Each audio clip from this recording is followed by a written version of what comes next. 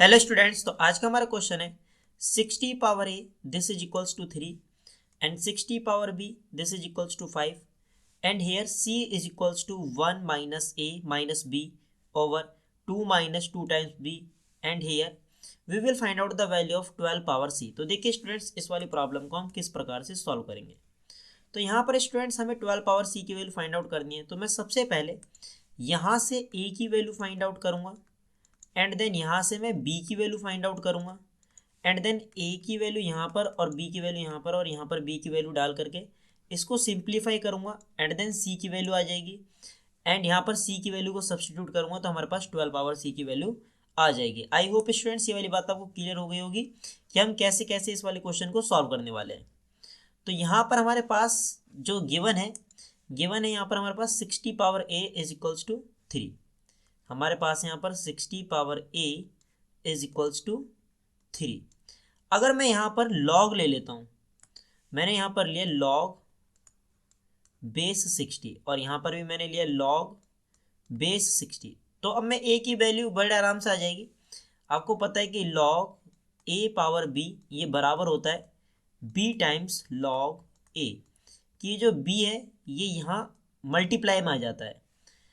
तो ये जो a है स्टूडेंट्स यहाँ पर ये कहाँ जाएगा, ये यहाँ मल्टीप्लाई में आ जाएगा। तो हमारे पास क्या आएगा a times log 60 with base 60 this is equals to log 3 with base 60 and हमें पता है कि log b with base b ये 1 के बराबर होता है। तो अगर मैं इस प्रॉपर्टी का यूज़ करता हूँ तो देखिए ये वाला जो नंबर है log 60 विद बेस 60 ये कितना हो जाएगा, ये 1 हो जाएगा। तो हमारे पास यहाँ से a की जो वैल्यू आ जाएगी वो कितनी आ जाएगी log 3 विद बेस 60। तो ये हमारे पास a की वैल्यू आ गई log 3 विद बेस 60। अब मैं b की वैल्यू निकालूंगा। तो हमारे पास क्या गिवन है, हमारे पास यहाँ पर गिवन है 60 power b this is equals to 5, ये गिवन है हमें। अगर मैं दोनों तरफ log लेता हूँ, पहले मैं इसको थोड़ा सा आगे लिख देता हूँ 60 पावर b को, मैं लिख रहा हूँ 60 पावर b ये बराबर है 5 के। तो अगर मैं देखिए ये रहा, अगर मैं दोनों तरफ log 60 लेता हूँ, मतलब log लेता हूँ विद बेस 60, यहाँ पर मैंने लिया log विद बेस 60 एंड यहाँ पर भी लिया मैंने log विद बेस 60। तो यहाँ पर मैं लेफ्ट हैंड साइड में फिर से इसी प्रॉपर्टी का यूज़ करने वाला हूँ। तो ये जो पावर है b ये मल्टीप्लाई में आ जाएगी आगे। तो यहाँ पर आएगा हमारे पास b times log 60 with base 60 and this is equals to log 5 with base 60 and then again ये जो एक्सप्रेशन है ये log 60 विद बेस 60 कितना हो गया, 1 हो गया। तो हमारे पास जो b की वैल्यू आ जाएगी वो आ जाएगी log 5 विद बेस 60। तो हमारे पास a की वैल्यू आ गई और b की वैल्यू आ गई। अब मैं क्या करने वाला हूँ, अब मैं a और b की वैल्यू डाल करके इसमें a और b की वैल्यू पुट करके c की वैल्यू फाइंड आउट करूँगा। तो देखिए c की वैल्यू फाइंड आउट करते हैं। c है हमारे पास 1 minus a minus B divide by 2 minus 2b, यहाँ पर है 2b। तो c is equals to 1 minus and यहाँ पर देखिए a की वैल्यू कितनी है, a की वैल्यू ये रही log 3 विद बेस 60, log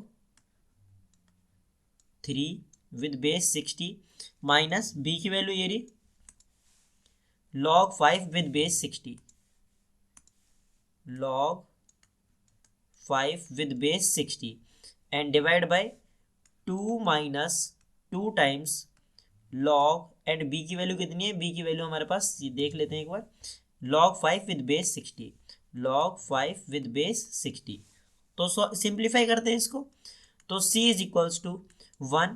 यहाँ से अगर मैं माइनस कॉमन ले लेता हूँ इस एक्सप्रेशन से तो यहाँ आएगा हमारे पास minus log 3 with base 60 and plus हो जाएगा ये, यहाँ आएगा हमारे पास log 5 with base 60 and divide by, यहाँ पर देखिए आपको पता है कि m टाइम्स log n ये बराबर होता है log n पावर m, कि जो आगे नंबर मल्टीप्लाई में ये पावर हो जाएगी n की। तो मैं क्या लिख सकता हूँ, देखिए 2 माइनस ये जो 2 है इसको मैं 5 की पावर में लिख सकता हूँ। तो हमारे पास क्या आएगा, हमारे पास आएगा यहाँ पर log एंड 5 पावर 2 हो जाएगा, और 5 पावर 2 कितना हो जाएगा 25। तो यहाँ पर आएगा 25 विद बेस 60। एंड इसको आगे सॉल्व करेंगे। जब मैं इसको आगे सॉल्व करूँगा तो हमारे पास देखिए ऊपर मैं प्रॉपर्टी लगा सकता हूँ। ऊपर मैं प्रॉपर्टी लगा रहा हूँ यहाँ पर log m plus log n, ये बराबर होता है log m into n। Clear students. तो अगर मैं इस प्रॉपर्टी का यूज यहाँ न्यूमरेटर में करूँगा तो हमारे पास आएगा c is equals to 1 minus log, ये बेस सेम है तो ये प्रॉपर्टी लागू हो जाएगी। तो जब मैं इस प्रॉपर्टी को अप्लाई करूँगा तो 3 5 से क्या हो जाएगा मल्टीप्लाई, तो यहाँ पर आएगा 15 with base 60 and divide by, यहाँ पर देखिए यहाँ पर हमारे पास अभी मैं इसको एज इट इज लिख रहा हूँ 2 माइनस लॉग 25 विद बेस 60। अब यहाँ पर न्यूमरेटर में हमारे पास बेस 60 है लॉग में, और यहाँ पर भी हमारे पास बेस में log 60, बट यहाँ पर 1 है यहाँ पर 2 है। तो देखिए मैंने 1 को लिखा log 60 विद बेस 60, क्योंकि log 60 विद बेस 60 की वैल्यू 1 होगी, and minus log 15 with base 60, and यहाँ डिवाइड में जो 2 है।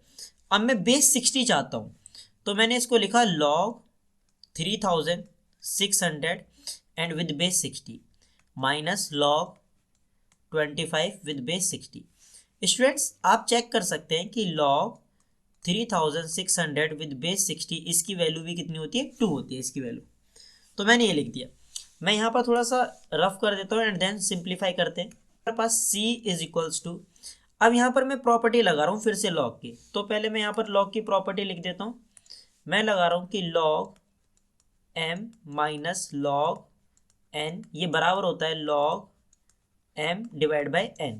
तो जब मैं इस प्रॉपर्टी का यूज करूंगा न्यूमरेटर में तो हमारे पास आएगा c is equals to log 60 divide by 15 and with base 60 and divide by, denominator में भी इसी प्रॉपर्टी का यूज करूंगा तो हमारे पास आएगा log 3600 divide by 25 and with base 60 and this is equals to, ये आ जाएगा हमारे पास log 60 को 15 से डिवाइड करेंगे आएगा 4 and with base 60 divide by, यहाँ पर आएगा log 3600 को 25 से डिवाइड करेंगे आएगा 144 विद बेस 60। एंड यहाँ पर देखिए 4 को मैं क्या लिख सकता हूँ, 4 को मैं लिख सकता हूँ log 60 एंड 4 को लिख सकता हूँ 2 पावर 2 एंड डिवाइड बाय, यहाँ पर मैं लिख सकता हूँ इसको log 144 है, 144 को मैं लिख सकता हूँ 12 power 2 and with base 60। And यहाँ पर मैं फिर से इस प्रॉपर्टी का यूज करूंगा log m पावर n, ये बराबर होता है n times log n, sorry m, ये जो n है ये यहाँ मल्टीप्लाई में आ जाएगा। तो जब मैं इस प्रॉपर्टी का यूज करूंगा तो ये 2 है, ये जो 2 है स्टूडेंट्स, ये 2 ये यहाँ मल्टीप्लाई में आ जाएगा। तो हमारे पास कितना आएगा 2 times log 2 with base 60 and यहाँ पर डिवाइड में आ जाएगा हमारे पास 2 टाइम्स log 12 विद बेस 60। मैं इसको साफ करके यहाँ पर सॉल्व करता हूँ। आगे देखिए तो ये 2 से ये 2 कैंसिल हो जाएगा, तो हमारे पास क्या आएगा c is equals to log 2 with base 60 and divide by log 12 with base 60। And अगर हम बेस चेंज प्रॉपर्टी का यूज करते हैं तो देखिए हमें पता है कि log b with base a ये बराबर होता है log b अपॉन में log a, एंड यहाँ पर हम अपनी मर्जी का कोई भी जो जरूरत हो वो बेस रख सकते हैं। तो हमें पता है कि यहाँ से यहाँ पर जाया जा सकता है, तो यहाँ से वापस यहाँ पर भी आ सकते हैं। तो मैं इस एक्सप्रेशन को बाय यूजिंग दिस प्रॉपर्टी मैं क्या लिख सकता हूँ, मैं इसको लिख सकता हूँ c is equals to log 2 with base 12। I hope ये वाली बात आपको क्लियर हुई होगी। एंड यहाँ पर हमें वैल्यू किसकी फाइंड आउट करनी है 12 पावर c की, हमें वैल्यू फाइंड करनी है 12 पावर c की।